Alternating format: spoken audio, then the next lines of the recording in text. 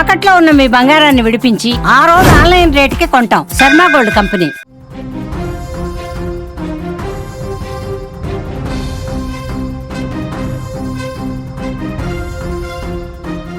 తల్లిదండ్రులను కాదని ఎదిరించి ప్రేమ పెళ్లి చేసుకున్న ప్రతి ఆడపిల్లకు నా జీవితం ఓ గుణపాఠం కావాలంటూ లేఖ రాసి ఓ వివాహిత తన ఇద్దరు పిల్లలతో కలిసి ఆత్మహత్య చేసుకున్న ఘటన నిజంగా కన్నీళ్లు తెప్పిస్తోంది.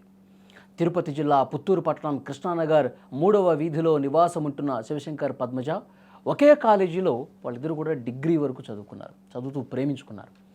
వీరి కులాలు వేరు కావటం, శివశంకర్ పని లేక జులాయిగా తిరుగుతున్నాడని పద్మ తల్లిదండ్రులు అంగీకరించలేదు. పెద్దల్ని ఎదిరించి 2019లో వీళ్ళు పెళ్లి చేసుకున్నారు. వీరికి తేజశ్రీ, లాస్య ఇద్దరు ఆడపిల్లలు. స్థానిక ప్రైవేటు పాఠశాలలో తేజశ్రీ 2వ తరగతి చదువుతుంది, లాస్య యూకేజీ చదువుతోంది. శివశంకర్కి ఉద్యోగం లేకపోవడంతో శనివారం ఉదయం శ్రీ సిటీలో ఉద్యోగం కోసం ఇంటర్వ్యూకి వెళ్ళాడండి. మధ్యాహ్నం 2:30కి పిల్లల్ని తీసుకెళ్లాలని పాఠశాల నుంచి శివశంకర్ ఫోన్ వచ్చింది. నేను బయట ఉన్నాను, ఇంటర్వ్యూలో ఉన్నాను, నేను రాలేను అని చెప్పారు.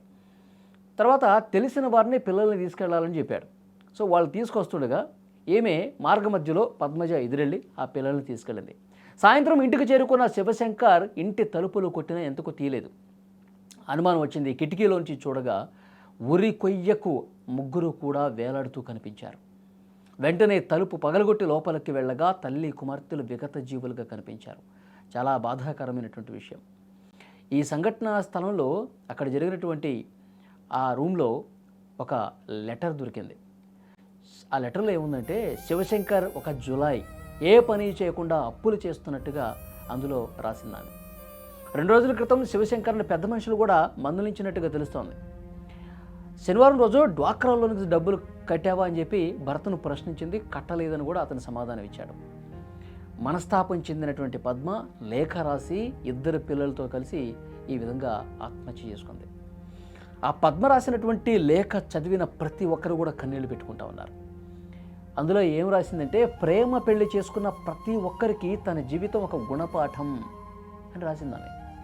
ఒక అమ్మాయి ఎలాంటి లక్షణాలు తన భర్తకు ఉండకూడదో వివరించింది. అందులో ఎలాంటి భర్త అయితే ఉండకూడదో అలాంటి భర్త నా జీవితంలో ఉండటం వల్ల నేను ఎన్నో బాధలు పడ్డాను అని ఆ లేఖలో రాసింది. ప్రేమ వివాహం చేసుకున్న పాపానికి ఎంతో కష్టపడుతున్నాను.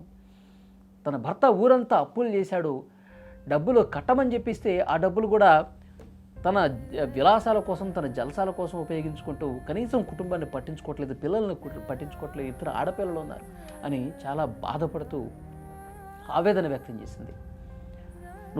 నేను చనిపోయాక ఎలాగూ నువ్వు ఇంకో పెళ్లి చేసుకుంటావు, ఈసారైనా లైఫ్లో సెటిల్ అయ్యాక సంపాదించిన తర్వాత, నాకు ఉద్యోగం ఉంది, నేను సంపాదిస్తున్నాను, ఆ సంపాదనతో నా భార్య పిల్లల్ని పోషిస్తాను అనుకున్నప్పుడే పెళ్లి చేసుకో అయ్యా అని చెప్పి, ఇంకొక కుటుంబాన్ని ఈ విధంగా ఇబ్బంది పెట్టకు, ఇంకొక మహిళని ఈ విధంగా ఇబ్బంది పెట్టకు అని చెప్పి రాసి మరీ తన ఇద్దరు పిల్లలతో ఆత్మహత్యకు పాల్పడిందంటే ఆమె ఎంత బాధపడి ఉంటుంది, ఎంత ఆవేదన చెంది ఉంటుంది. వాళ్ళు ప్రేమ పెళ్ళే చేసుకున్నారు. ప్రేమ పెళ్లి చేసుకున్నప్పుడు ఇద్దరు ఆడపిల్లలు ఉన్నప్పుడు ఏదో ఒక పని చేసుకోవాలి.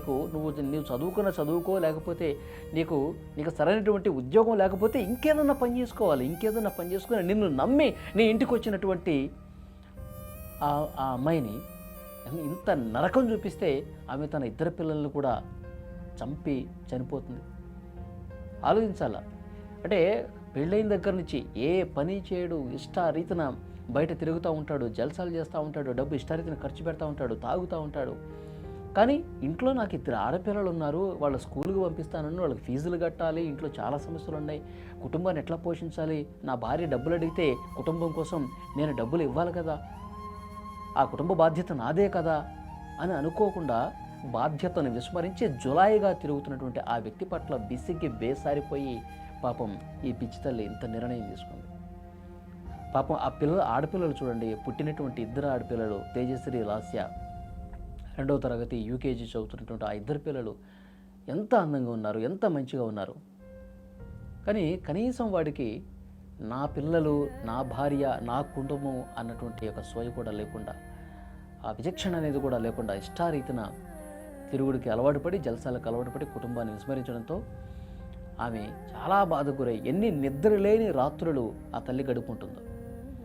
నా కుటుంబం నాశనం అయిపోయింది. ప్రేమించిన పాపానికి, ప్రేమించి అతన్ని నమ్మి పెళ్లి చేసుకున్న పాపానికి ఇంట్లో తల్లిదండ్రులను కూడా కాదని వాళ్ళు ముందే చెప్పారు. వద్దమ్మా, ఎందుకు అతనితో వివాహం, మంచిగా ఇంకో మంచి కుర్రాడినిచ్చి నీకు పెళ్లి చేస్తామని చెప్పి అంటే, లేదు నేను అతన్నే చేసుకుంటానని చెప్పి ఆ శివశంకర్ని చేసుకున్న పాపానికి పూర్తిగా తన కడుపున పుట్టినటువంటి 2 ఆడపిల్లలను కూడా చంపి తాను చనిపోయే పరిస్థితి వచ్చింది.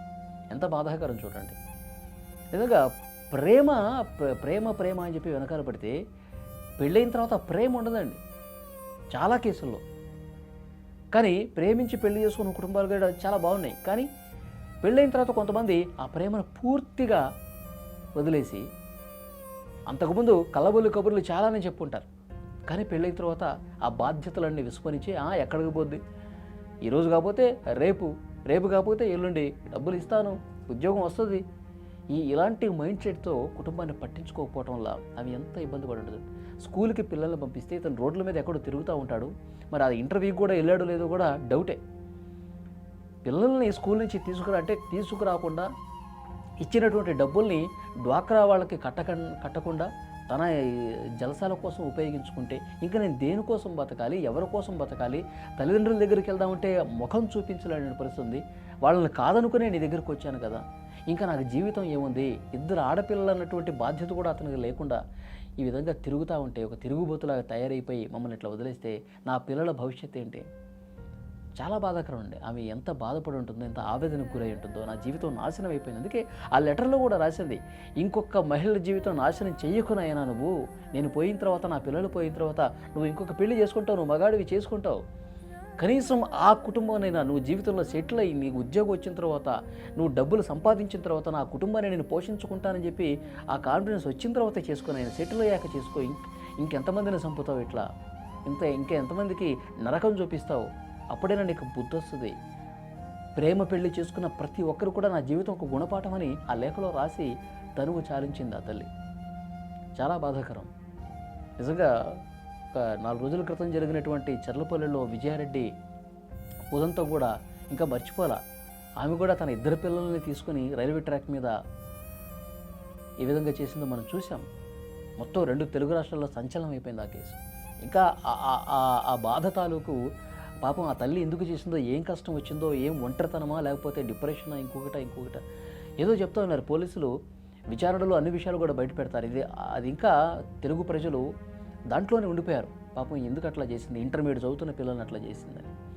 మళ్ళీ ఈరోజు తిరుపతి జిల్లాలో జరిగినటువంటి ఈ ఘటనతో మళ్ళొక షాక్. అంటే ఈ కేసులో అయితే భర్త చేతగానితనం, భర్త కుటుంబాన్ని పట్టించుకోకపోవడంతో ఆ 2 ఆడపిల్లలతో నేను బతకలేకపోతున్నాను అని మదనపడి, బాధపడి, ఆవేదనపడి ఇంట్లో వాళ్ళకి ముఖం చూపించలేక ఈ విధంగా తను చాలించింది. ఈ వీడియో చూస్తున్న ప్రతి ఒక్కరు కూడా స్పందించండి. మీ అభిప్రాయం కూడా కామెంట్ బాక్స్లో తెలియజేయండి.